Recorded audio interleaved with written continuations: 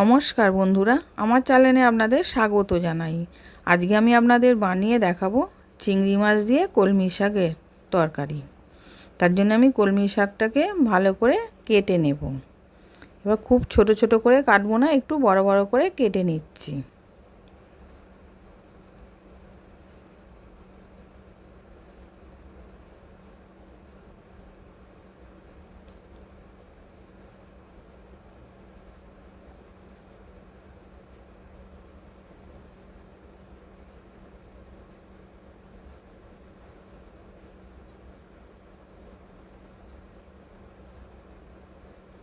এবার কলমি শাকটা কাটা হয়ে গেছে। এবার আমি একটা আলু দেবো বলে আলুটাকেও কেটে নিচ্ছি।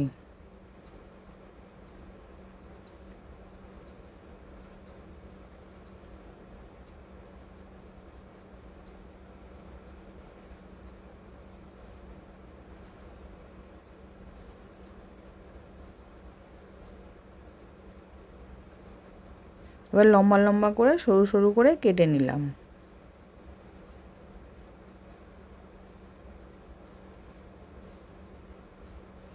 এবার আলুটাও কাটা হয়ে গেছে।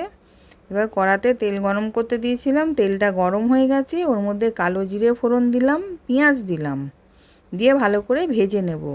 এবার পেঁয়াজটা ভাজা হয়ে গেছে। এবার চিংড়ি মাছ দিলাম, আলু দিলাম, দিয়ে ওইগুলোকেও একসাথে ভেজে নেব।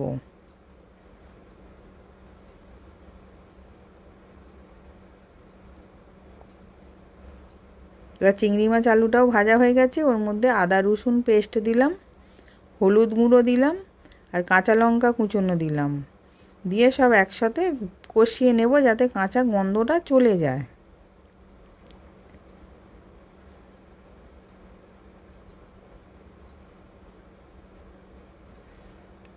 এবার কষানো হয়ে গেছে।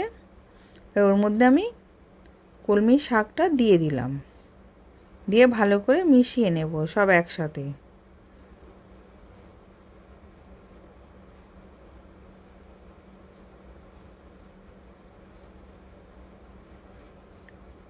এবার স্বাদ অনুযায়ী নুন দিলাম, দিয়ে এবার চাপা দিয়ে দেবো সেদ্ধ হওয়ার জন্যে।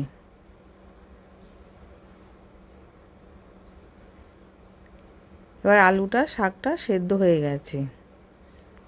এবার আমি নামিয়ে নেব। এবার নামিয়ে নিয়েছি, সার্ভ করার জন্য রেডি। আশা করছি ভিডিওটা ভালো লেগেছে। আমি হাজির হব আর এক নতুন রেসিপির সাথে।